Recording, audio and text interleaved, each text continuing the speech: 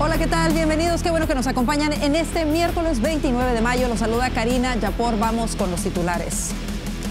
En Nueva York, el jurado comienza a deliberar el veredicto en el juicio penal contra Donald Trump tras recibir las instrucciones por parte del juez Juan Merchan. Tenemos los detalles. Y en México despliegan miles de militares para garantizar la seguridad de las elecciones del próximo domingo 2 de junio. Además, el régimen de Maduro prohíbe a la Unión Europea que actúe como observador en las próximas elecciones en Venezuela. Voz News comienza ahora.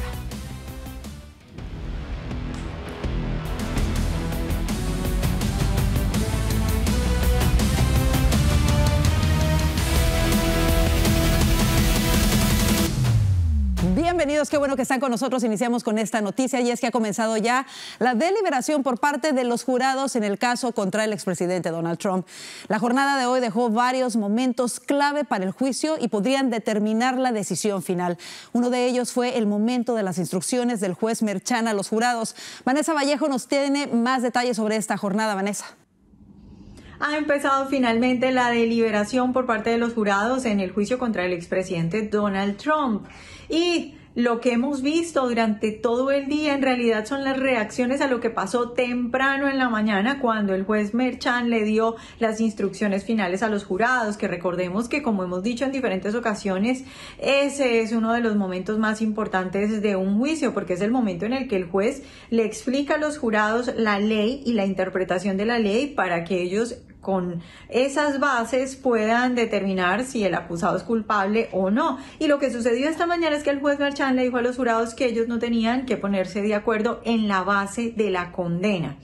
Lo que dijo Merchan es que el primer delito es la falsificación de registros, eso ya lo sabíamos, pero que ese segundo delito, que todavía muchos abogados no entendían cuál era, es la conspiración para elegir a Donald Trump presidente mediante lo que Merchan llamó medios ilegales, pero dijo que esos medios ilegales podían ser diferentes vías. Es por eso que les dijo que no tenían que estar necesariamente de acuerdo en lo que era ese segundo delito. Les dijo que podría ser, por ejemplo, violación de la ley electoral, violación de las leyes de impuestos o también el encubrimiento de la violación electoral. Entonces, en realidad, lo que hizo el juez Merchan fue convertir ese segundo delito grave en realidad en tres opciones, en varias opciones, y por eso es que muchos abogados están diciendo que lo que en un juicio normal sería una decisión dividida porque los jurados no se logran poner de acuerdo, lo que ha hecho el juez Merchan es conseguir que que lo que normalmente sería una decisión dividida sea en este caso una decisión unánime.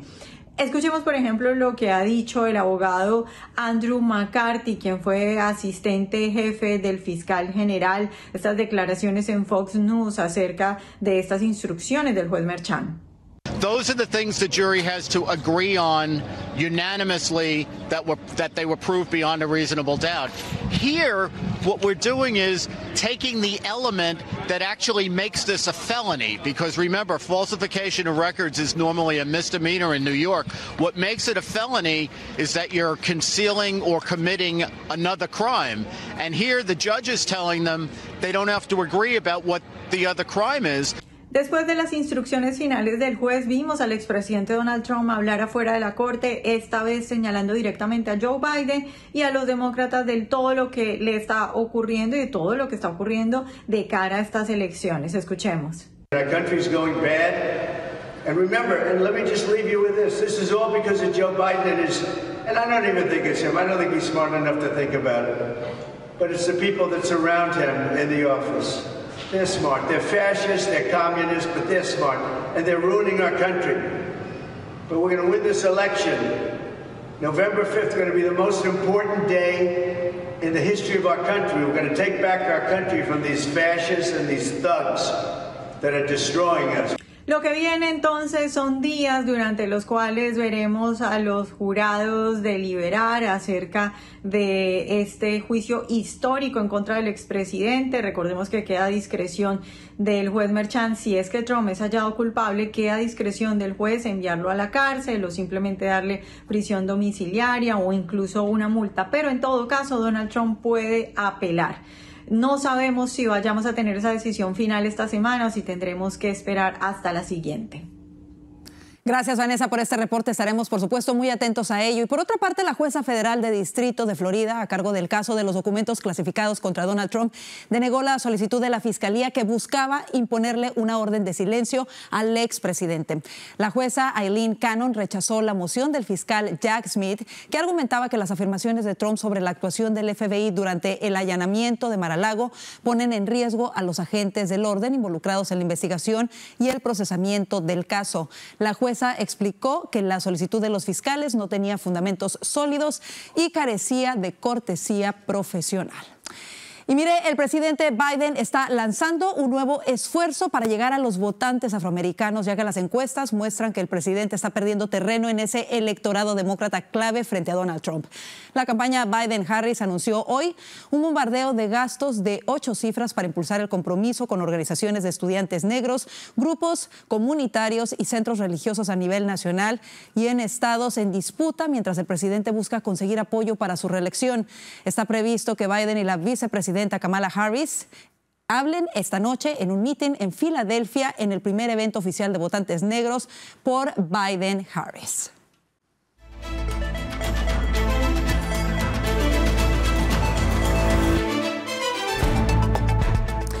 El gobierno de México anunció que más de 27,000 miembros de las Fuerzas Armadas y de la Guardia Nacional vigilarán las elecciones generales del próximo 2 de junio. Óscar Ramírez nos explica más desde Ciudad de México en qué consiste este despliegue de seguridad. Óscar.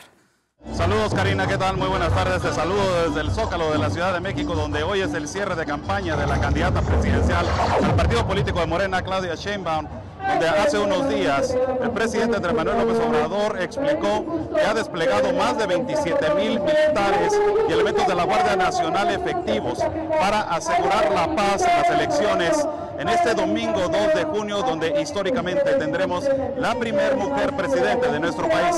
Los ciudadanos puedan ir a votar con tranquilidad, con seguridad, sin temor, porque consideramos que van a ser unas elecciones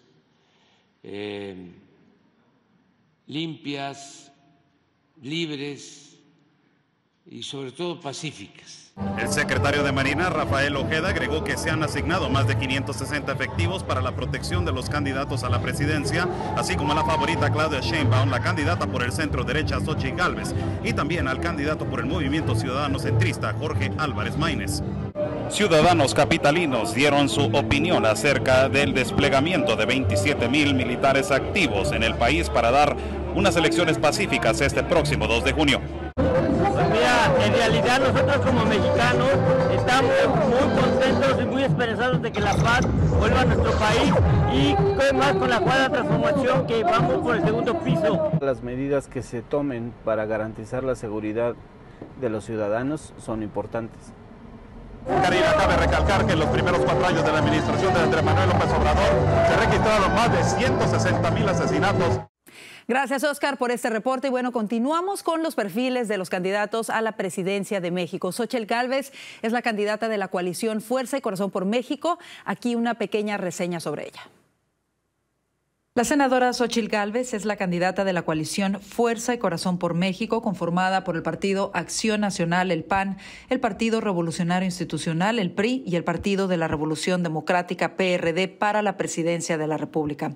Berta Xochitl Gálvez Ruiz tiene 61 años, nació el 22 de febrero de 1963 en Tepatepec, Hidalgo, y su padre es de origen otomí. Está casada con Rubén Sánchez y tiene 2 hijos. Ella comparte que de niña fue una alumna estudiosa y que dividió su tiempo entre el trabajo como vendedora de gelatinas y la escuela. Es ingeniera en computación, egresada de la Facultad de Ingeniería de la Universidad Nacional Autónoma de México, la UNAM. La candidata ha centrado su discurso en la recuperación de la seguridad y acusó al gobierno de tolerancia con los cárteles de la droga. Alegres de crecimiento, de empleo, de seguridad, que no hay extorsión, pues yo quiero que le pregunten a los productores de Michoacán, del Estado de México, de Veracruz, cómo la extorsión ha sido parte de la economía y por eso los productos cada vez se encarecen más. Ingresó a la política durante la administración del presidente Vicente Fox, en donde llegó a ser titular de la Comisión Nacional para el Desarrollo de los Pueblos Indígenas. En 2010 fue candidata a la gubernatura de Hidalgo, sin embargo no lo logró. En el 2015 fue electa como jefa delegacional en Miguel Hidalgo. Y precisamente para conocer un poco más de las dos principales candidatas a la presidencia de México, está con nosotros Juan Iván Peña, politólogo y analista político mexicano. Bienvenido, Juan Iván. Karina, muchísimas gracias por invitarme a tu importante programa para hablar sobre estos temas que a todos nos ocupan a ambos lados de la frontera. Así es. Juan Iván, sin duda alguna la atención internacional está ahora sobre México. Gran parte de ello es porque por primera vez habrá una mujer presidente del país. Sin embargo, ambas tienen distintas trayectorias y visiones. Comencemos con Claudia Sheinbaum. ¿Qué podrías destacar bueno y malo de su historia y trayectoria?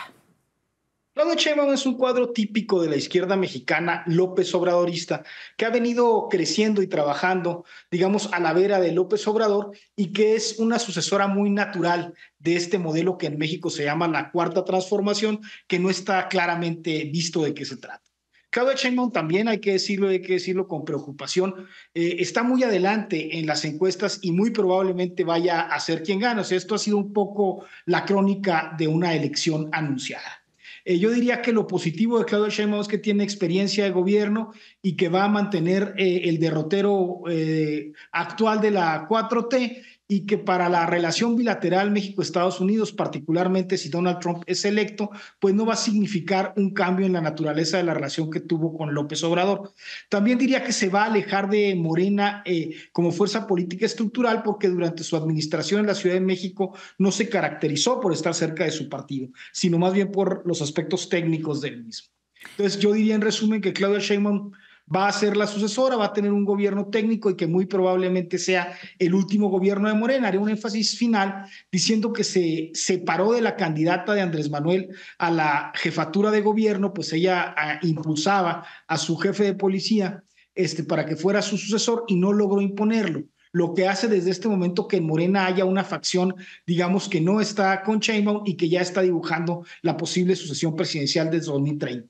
Hasta ahí sería mi reflexión principal, Karina. Me parece muy interesante lo que señalas. Ahora hay que señalar, bueno, sí, como tú bien lo mencionas, ella lleva una gran ventaja en las encuestas. Una de las grandes preocupaciones hoy en día es la violencia en México, el narcotráfico. ¿Crees tú entonces que de ganar Claudia Sheinbaum realmente no se vería un cambio en relación a esto? Mi posición es que seguramente los Estados Unidos van a tener que poner un énfasis superlativo en el tema porque el gobierno mexicano ha demostrado no solamente descuido, sino franco diálogo y probablemente complicidad con los cárteles del narcotráfico. Entonces esto va a dar pie a que ha crecido tanto el problema del traslado de fentanilo y drogas en Estados Unidos que la relación se vea muy presionada en ese sentido.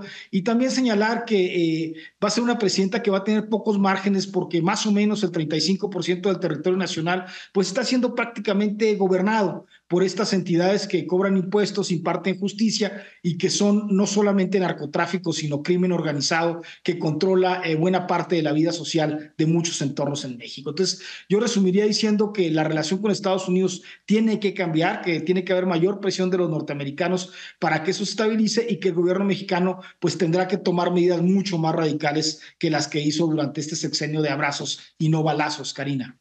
Pasamos ahora al tema de Xóchitl. Hay una gran expectativa por su origen otomí, por su historia de superación personal. ¿Qué destacarías bueno y malo de Gálvez? A mí lo que siempre me ha preocupado de la candidata Gálvez es que ha sido un poco el referente de izquierda del PAN. Yo digo, no nos llamemos a confusión. Buena parte de las clases medias propanistas no van con estas agendas que hoy se impulsan y que son transversales. Xóchitl Gálvez es una mujer auténticamente de izquierda y los estrategas del PAN creyeron que dando oportunidad a una candidatura de izquierda podrían quitarle votos a Morena.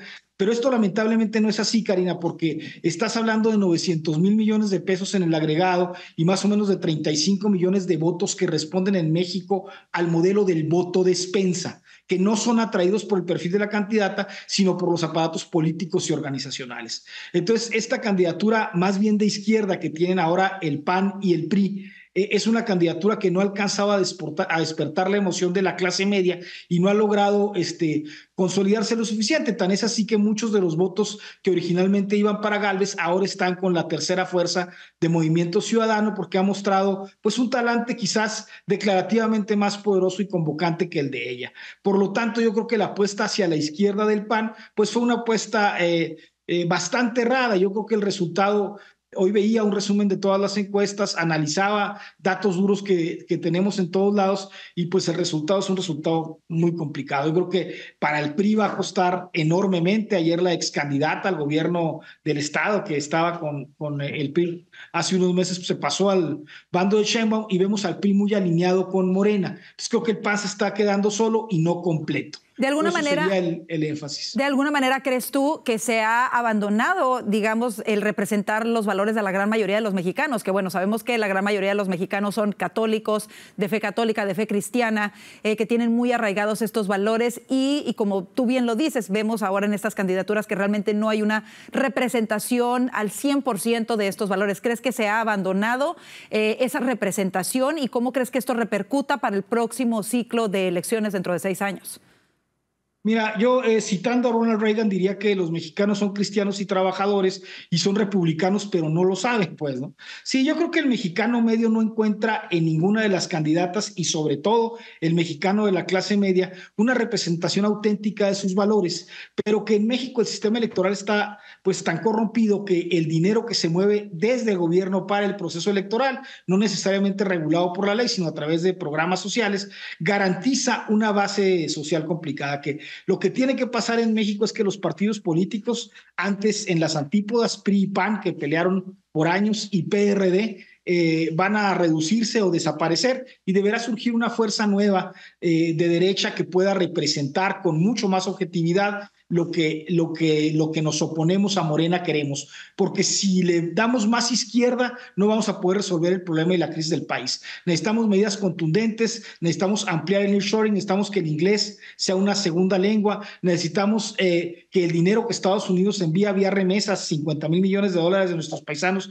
y vía intercambio comercial, casi $70,000 millones, o sea, $120,000 millones en el agregado, sean adecuadamente utilizados y no gastados en China. Casi $80,000 millones. Si no hay un gobierno que entienda que tiene que profundizar esta alianza con Estados Unidos y que entienda que tiene que controlar el problema del crimen organizado junto con Estados Unidos, México va a perder mucha viabilidad como nación en varias regiones del país, incluyendo el norte bajío, que es donde las posiciones pues, más conservadoras existen, como tú bien sabes, Karina. Definitivamente que, como lo mencionas, la relación con los Estados Unidos es sumamente vital para México y viceversa, diría yo. Como siempre, un gusto. Gracias, Juan Iván, por haber estado con nosotros en este día.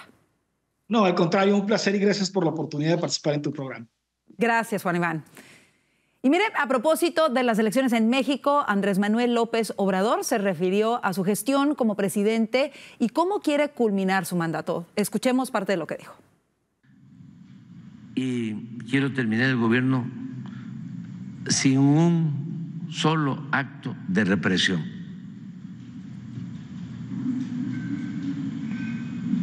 Sin una masacre, sin desaparecidos.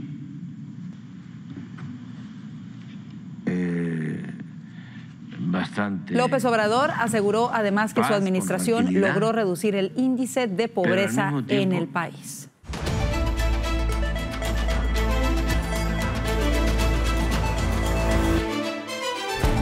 El gobernador de Texas, Greg Abbott, anunció que envió equipo pesado para mantener los caminos que darán paso a futuras barreras antiescalada en el área de El Paso. Abbott publicó a través de la red social X que Texas seguirá disuadiendo y repeliendo la entrada ilegal a lo largo de la frontera sur. Recientemente se han difundido una serie de videos que muestran cómo inmigrantes están lanzando objetos contra agentes de la patrulla fronteriza para lograr saltar el muro fronterizo y así llegar a territorio estadounidense.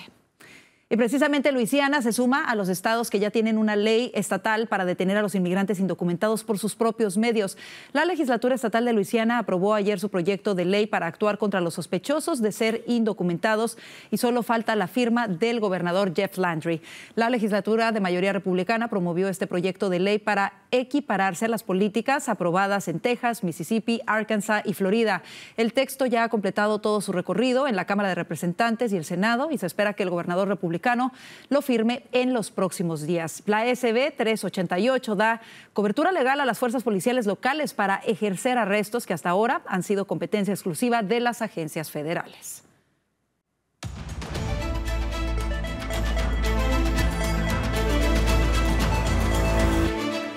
Y la Oficina de Ciudadanía y Servicios de Inmigración informó que los peticionarios de ajuste de estatus basados en la familia deberán entregar nuevos datos al Servicio de Inmigración para evitar demoras en el proceso para recibir una visa de inmigrante que conduce luego al otorgamiento de la residencia permanente.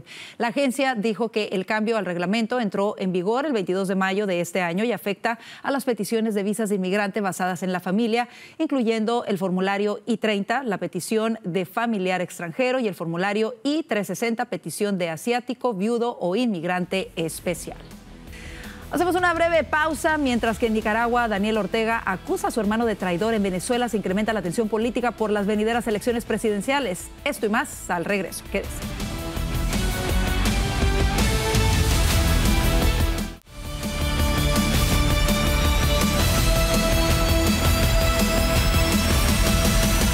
Que sigue en sintonía de Voz News. El gigante petrolero estadounidense ConocoPhillips anunció este miércoles que comprará a su competidor Marathon Oil en un acuerdo estimado en $22.500 millones en momentos en que el sector enfrenta presiones por el impacto sobre el cambio climático. Se trata del último anuncio de una serie de grandes adquisiciones en el sector petrolero estadounidense que chocan con los llamados a una transición hacia energías verdes. Antes anunciaron acuerdos de compra ExxonMobil y Pioneer Natural Resources por $60.000 millones, Chevron y Hess por $53.000 millones y Occidental Petroleum y Crown Rock por $12.000 millones. Y mire, en otras cosas, el muelle provisional construido por Estados Unidos, que ha estado llevando ayuda humanitaria a los palestinos durante menos de 2 semanas, será retirado de la costa de Gaza para ser reparado. Esto tras resultar dañado por el mal tiempo y el mar agitado, así lo informó el Pentágono. En los próximos 2 días, el muelle será retirado de la playa y enviado a la ciudad de Ashdod, en el sur de Israel, donde el mando central de Estados Unidos lo reparará, dijo a la prensa Sabrina Sain, portavoz del Pentágono. Además, agregó que las reparaciones llevarán al menos más de 1 semana y luego el muelle tendrá que ser anclado de nuevo en la playa de Gaza.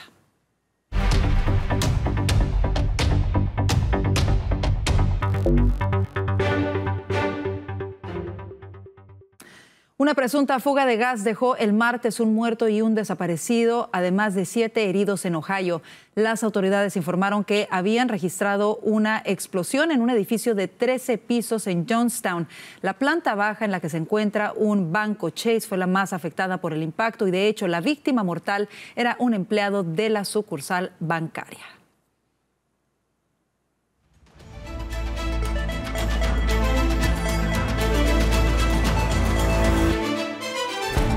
A 2 meses de las elecciones presidenciales del 28 de julio, la Autoridad Electoral de Venezuela, controlada por el régimen de Maduro, anunció que retira su invitación a la Unión Europea para observar los comicios después de que el bloque ratificara sanciones contra funcionarios maduristas.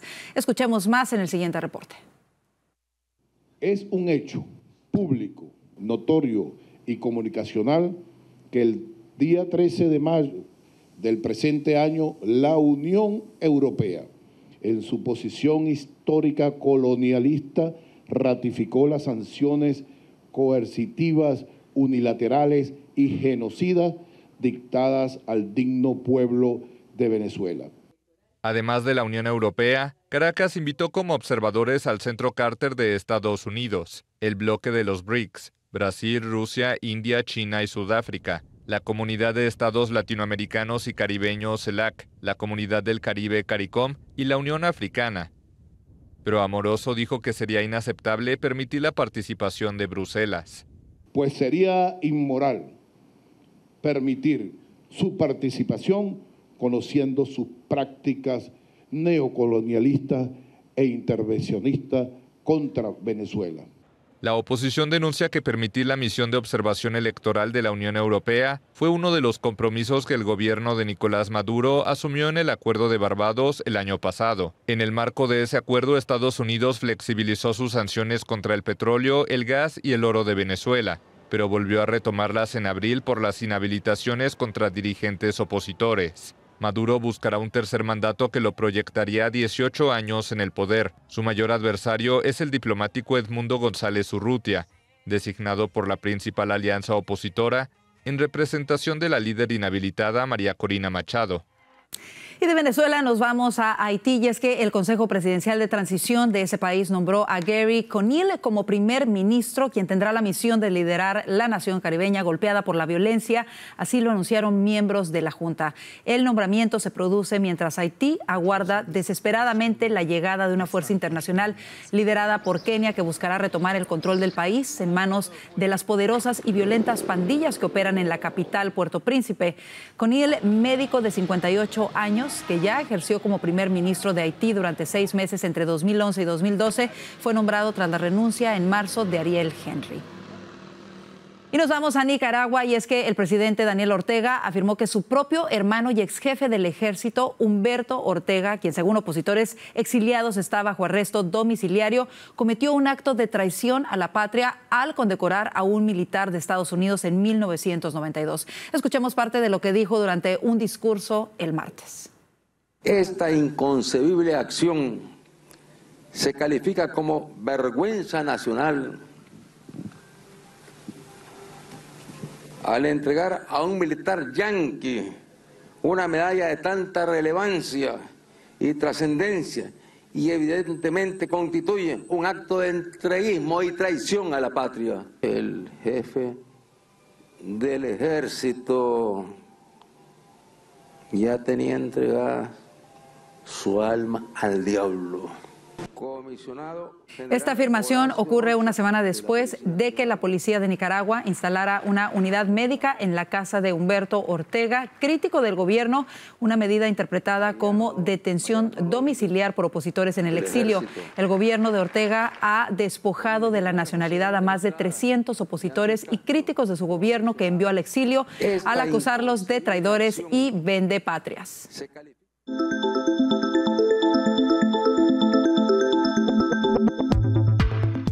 El Internet nos ha traído grandes ventajas y beneficios, pero también numerosas posibilidades de estafas y acciones delictivas.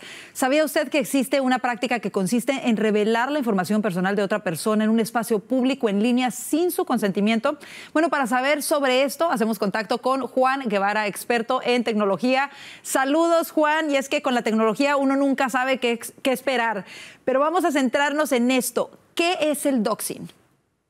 Fíjate, el doxing, tú lo dijiste, es la práctica de investigar a una persona, publicar información privada en un espacio en línea, sobre todo si con su consentimiento, con la idea de intimidar, acosar o dañar. Esto es un acoso cibernético. Ahora, una cosa importante, ¿qué incluye el doxing y por qué es importante? Porque le puede pasar a nuestros hijos. Bueno, esto es un tipo de acoso que incluye la divulgación de direcciones, números de teléfono, correos electrónicos, detalles financieros o cualquier otra información sensible que puede ser utilizada para causar perjuicio a la persona afectada. Ahora, yo creo que lo que todo el mundo nos preguntamos, ¿es ilegal? ¿Esta práctica es ilegal? Bueno, yo no soy abogado, pero obviamente el publicar cualquier cosa sin el consentimiento de la otra contraparte, obviamente tiene que ser ilegal. Ahora, hay una cosa importante. Imagínate que tú estás en una relación o que tus hijos están con amigos y de repente alguien, por ejemplo, esto es un doxing, alguien entra al baño, ¿no?, de las escuelas de nuestros hijos y toma una fotografía con alguien en el baño. Esto, por ejemplo, es doxing. Y sucede en las secundarias, sucede en las preparatorias, y por eso es muy importante decirle a la audiencia cómo protegerse de esta práctica, que es súper importante porque inicia tratando de investigar a la persona. Entonces, lo primero que hay que decirle a la audiencia es configurar las redes sociales y otras cuentas con la máxima privacidad posible. hay una cosa también que es importante, Karina, que es, entiendo que ahorita todo el boom es publicar en redes sociales, informar a todo mundo dónde estamos. Aquí lo importante es invitar a la audiencia que minimice la información personal que comparte en redes. Yo he visto a muchas mamás, por ejemplo, que sacan la fotografía de su hijo en redes sociales y tienen la dirección de la escuela atrás, qué escuela va. El uniforme puesto, claro. Uniforme. Y esto es un tema, porque esto se puede utilizar para poder hacer doxing. Otra cosa que creo que es muy importante es, cuando se pueda, es utilizar seudónimos. Por ejemplo, en Facebook, gente que tú y yo conocemos utiliza seudónimos en Facebook para sus cuentas personales. Esto es muy importante porque entonces tienes a la persona que te conoce en lo personal, tienes a la persona que, pues la persona pública, y tratar de utilizar estos seudónimos es importante, sobre todo en los niños. Yo soy de la idea que ningún niño de 18 años, o bueno, joven de 18, 16 años tenga acceso a redes sociales personales, es decir, que no tenga una cuenta de Facebook, de Instagram, etcétera. Pero si los papás quieren aventarse ese tirito, como decimos en México, que utilicen seudónimos, por favor. Claro. Y otra cosa importante, hay que proteger las contraseñas de nuestras cuentas. Tú no sabes cuánta gente conozco que le hemos dicho esto. No utilicen la misma contraseña para todas las redes sociales. Utilicen diferentes contraseñas de redes sociales para mantenerlas protegidas. Pero sobre todo es muy importante que sean cautelosos con la gente con las que interactuamos en línea. Hay juegos de video, Roblox, por ejemplo, Minecraft, juegos que son muy populares entre los chavos, que pueden estar siendo utilizados por personas que les gusta el ser pederasta, que quieren hacer daño a los pequeñitos. Entonces, tenemos que tener mucho cuidado con las interacciones que tenemos en línea. Aquella gente que le gusta los apps de citas, ¿no? Buscar novia o novio por internet. Esto es muy importante porque uno nunca sabe con quién se está comunicando en internet y hay que minimizar nuestra exposición al dox. Completamente de acuerdo contigo. Se nos acabó el tiempo, Juan, pero tengo una preguntita rapidísima. ¿Qué si eres víctima de doxing? ¿Qué es lo que tienes que hacer? ¿Contactas a las autoridades o qué puedes hacer? Definitivamente contactar a la red social, reportar a la persona que hizo doxing y contactar a las autoridades. En muchas ocasiones esto puede convertirse en un caso criminal. Así es. Como siempre, Juan, un gustazo platicar contigo. Gracias por esta información tan importante que nos regalas para nuestros televidentes. Gracias, Juan. Pórtense mal, cuídense bien. Igual. Bueno, mire, seguimos con más de Voz News. No se vaya, ya vienen nuestros analistas para hablar de los temas que hacen titulares hoy. Ya volvemos.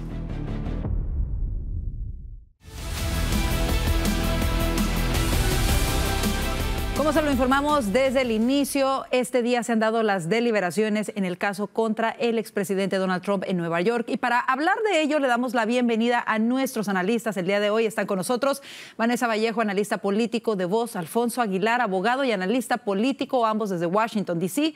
Y está con nosotros también Orlando Avendaño, periodista y analista político de Voz Media. Y comenzamos con este tema que realmente llevamos semanas hablando de ello, pero estamos ya en este proceso de deliberaciones en el juicio a Trump. Lo primero con lo que quisiera comenzar es con las instrucciones tan esperadas que da el juez Merchan a los jurados para emitir el veredicto. Es cómo van a analizar y sopesar toda esta información que han recibido mientras se ha llevado a cabo el juicio. Comienzo contigo, Alfonso. Bueno, yo creo que las instrucciones son desafortunadas. El juez dice que esto se basa en un estatuto de Nueva York que dice que no se puede interferir con las elecciones tomando una acción ilegal. Entonces procede a decir que la acción ilegal, en este caso, según la Fiscalía, puede ser violaciones a la ley electoral federal, a la ley contributiva. Entonces, aquí tiene que haber unas instrucciones precisas, pero sabemos que la semana pasada, que lo hemos comentado en otras ocasiones, él dijo que no había necesidad de que ellos estuvieran en una unanimidad sobre el delito ulterior que se cometió, lo que es verdaderamente increíble. Sin embargo, sí una instrucción interesante. Él dijo que si alguno de los testigos, ellos pensaban que había mentido en su juramento, pues tenían que no considerar el testimonio de ese testigo. Bueno, pues eso fue precisamente lo que hizo Michael Cohen, mentir, y fue bastante claro que mintió mientras estaba testificando. Y ese es el principal testigo de la fiscalía. Es la única evidencia que ellos tienen para demostrar que Trump supuestamente sabía de estos pagos a Stormy Daniels. O sea que francamente es preocupante. Realmente me preocupa que el jurado esté entrando a deliberar con la impresión de que Trump ha cometido unos delitos, aunque realmente no lo ha hecho. ¿Cómo ves tú esta situación, Vanessa? Porque además comentábamos incluso ayer que en este caso el juez Merchan dijo que él era quien tenía que darles las instrucciones y explicarles a los jurados y que no permitió que interviniese en este caso ni la defensa ni tampoco la fiscalía. ¿Cómo lo ves tú, Vanessa? Sí, pues muy preocupante porque, a ver, recordemos que lo que quería la defensa era traer nada más y nada menos que al expresidente de la Comisión Federal de Elecciones para que explicara la ley electoral y lo que es y no es un gasto de campaña. Esta rama en específico del derecho es ampliamente conocida por ser muy complicada y muy compleja.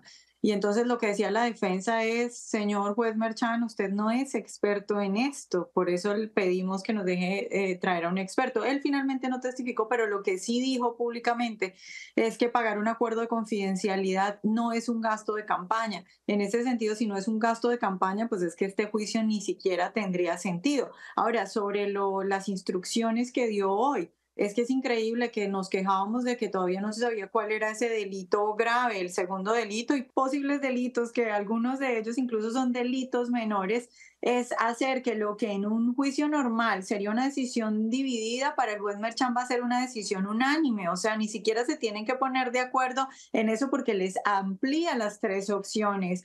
Yo creo que ahorita sí queda claro para quienes aún tenían dudas de que el juez Merchan definitivamente está del lado de la fiscalía y que está haciendo hasta lo imposible para que Donald Trump sea considerado culpable. Orlando, ¿cómo lo ves tú? Lo de abrir la acusación a 3 delitos, considerando que no pudieran votar de igual manera el jurado, y les da la opción de coincidir en delitos, pero no en uno solo, y que eso pudiera ser visto como unanimidad y por lo tanto condenar a Trump es un escándalo tremendo. Y yo creo que, como dice Vanessa, ilustra perfectamente las intenciones políticas del juez Merchan. Esto es muy peligroso porque claramente se está distorsionando el proceso, amén, de querer enjuiciar a Trump, de querer condenarlo. Yo creo que el jurado debería tener la astucia, el olfato para ver que esta medida lo único que pretende es manipular al jurado, amén de condenar a Trump. Y algo que llama la atención es que incluso el jurado ha solicitado escuchar de nuevo las instrucciones dadas por Merchan, algo que te dice que ni ellos mismos tuvieron claro. Yo creo que estas instrucciones, sin duda alguna, algo que llama muchísimo la atención y que obviamente tenemos que estar muy al pendiente de lo que pase. Ahora, ¿quieres decir algo antes de pasar al siguiente tema, Alfonso? Sí, mencionar solamente que esta mañana el presidente Trump se expresó y no sonaba muy optimista. Incluso dijo que ni a la Madre Teresa le darían un juicio justo en Manhattan. O sea, yo creo que aquí hay una posibilidad real de que él pudiera ser encontrado culpable, y yo creo que la campaña de Trump, el propio presidente de Trump, lo saben. Es un proceso amañado, es un proceso parcializado. Y yo creo que el presidente Trump y la campaña lo reconocen. ¿Qué proseguiría si es declarado culpable, Alfonso? Bueno, declarar una sentencia, pero no está claro si el juez lo haría inmediatamente o fijaría otra fecha para fijar la sentencia. No necesariamente sería cárcel, considerando el perfil del presidente Trump, que no tiene un récord criminal, pues uno pensaría que no sería prisión, pero quién sabe. Definitivamente, igual sí. Sí, no, solo que igual, supongamos que Merchan no decida enviarlo a prisión, pero que le dé prisión domiciliaria. Lo tendríamos en Mar-a-Lago durante toda la campaña presidencial y eso ya es suficiente para no decir que esto es un descaro. Bueno, y simple y sencillamente creo que esto también va aparte con nuestro segundo tema, y es que en Florida también se buscaba imponer una orden mordaza al expresidente Trump. La juez negó esta orden mordaza. Afortunadamente, Aileen Cannon explicó que la solicitud de la fiscalía no tenía fundamentos sólidos y carecía de cortesía profesional. Pero bueno, esto nos dice que de nueva cuenta en este otro caso la fiscalía intentaba silenciar al expresidente Trump. ¿Qué les parece esto, Vanessa? Pues otra muestra más de que no saben cómo atacar a Trump y no saben cómo disminuirlo en esta época de campaña. Yo creo que es claro y es evidente cada día más el descaro, y creo que a quienes venimos de Latinoamérica y de países en Hispanoamérica cada vez se nos parece esto más a lo que pasa en nuestros países cuando el presidente en cargo, en función, no quiere que otro le quite el poder y empieza a perseguirlo políticamente. Yo sé que Trump en muchas ocasiones exagera con las cosas que dice, pero en este caso no está exagerando. Esto sí es una persecución política y esto sí es interferencia electoral. Orlando, cerramos contigo este segmento. Sí, yo creo que todo ha quedado dibujado dentro de un esquema de acoso y persecución. Ha quedado sumamente expuesto, sea en Manhattan, sea en Florida, por la intención de la fiscalía. Yo creo que los americanos todos estamos siguiendo muy de cerca esto, y yo creo que todo el mundo también está horrorizado con la forma en la que se está tratando al expresidente Trump. Hacemos una breve pausa. No se mueva de su asiento porque ya volvemos con más temas que hacen titulares hoy.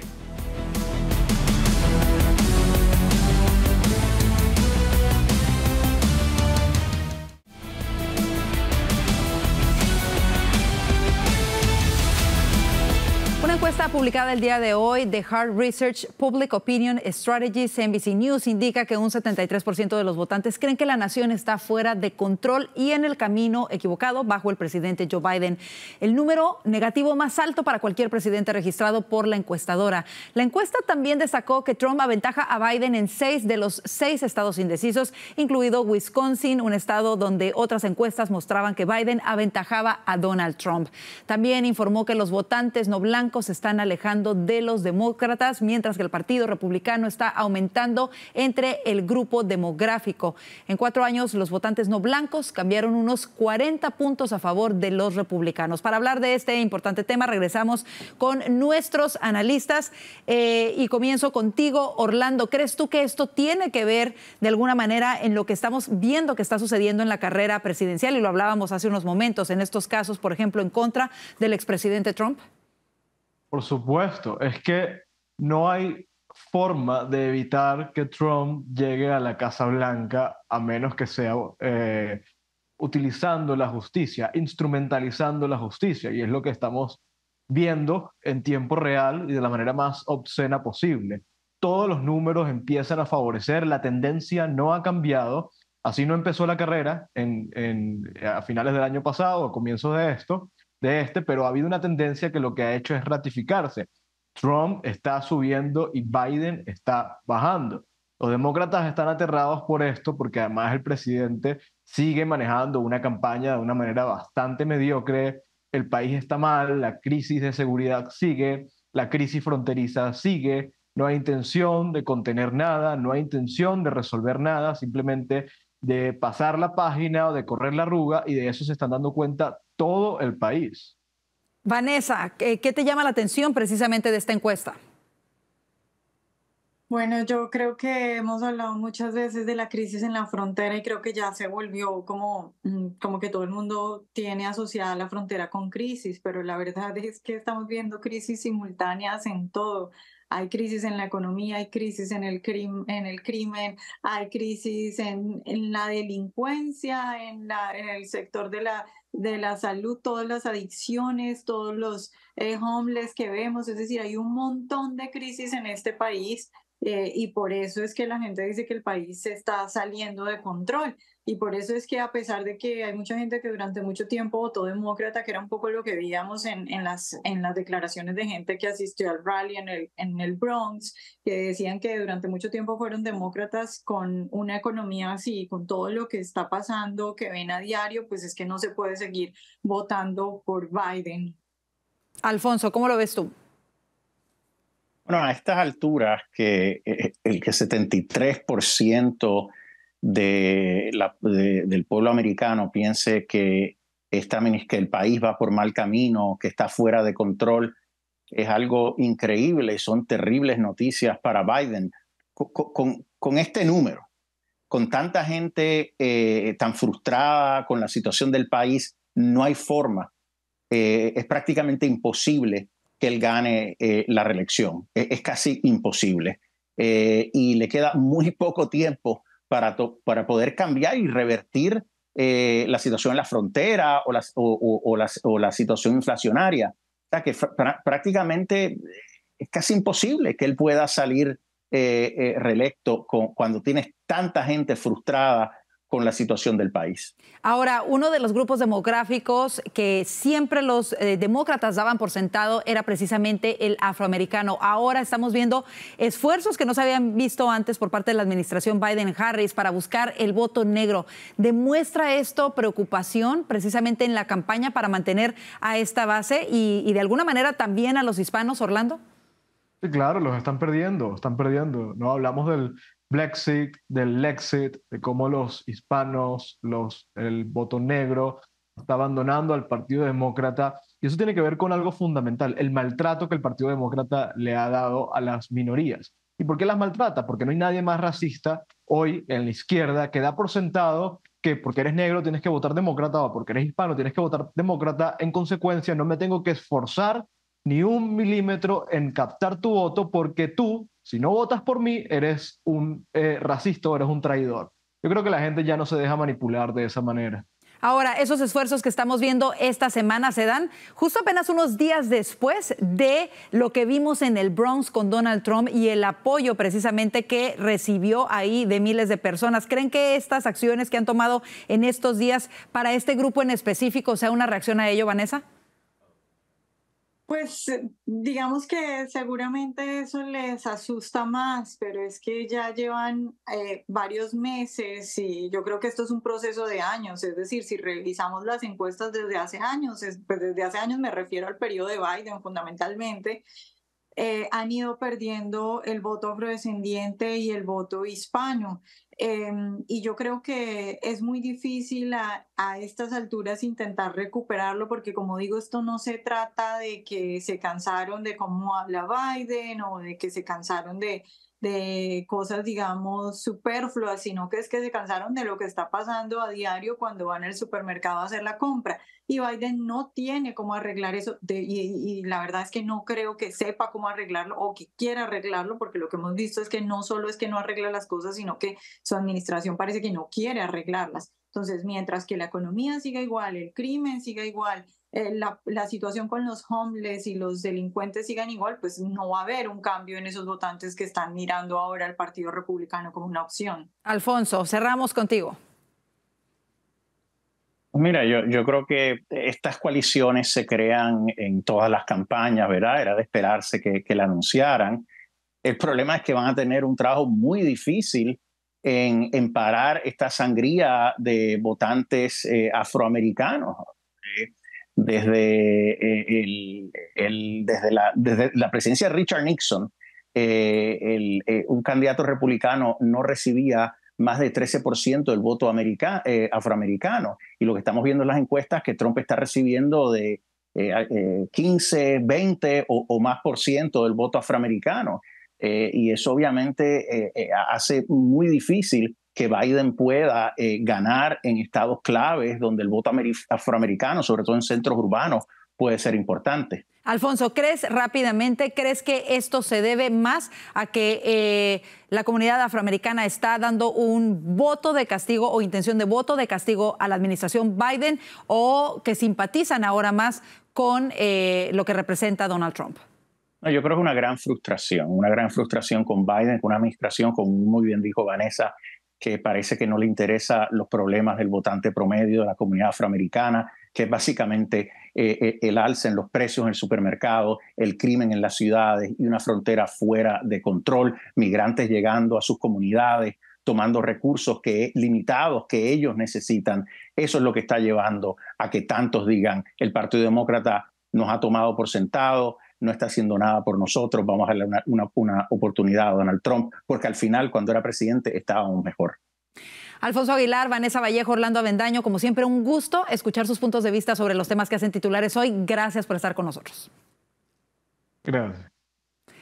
Y mire, queremos recordarle que a partir de mañana Voz News se traslada a México. Estaremos dando cobertura a través de todas nuestras plataformas sobre esta histórica jornada electoral. Puedes encontrarnos a través de YouTube, Instagram, X y todas las plataformas para que te mantengas informados. También te recordamos que puedes compartir tus sugerencias directamente a través de nuestro correo contacto@voz.us y no olvides suscribirte a nuestro canal de YouTube. Nos encuentras como @vozmedia y a nuestro canal de Spotify @voz. Cuídese mucho, que tenga una excelente noche y si Dios lo permite, le esperamos mañana desde México. Bendiciones.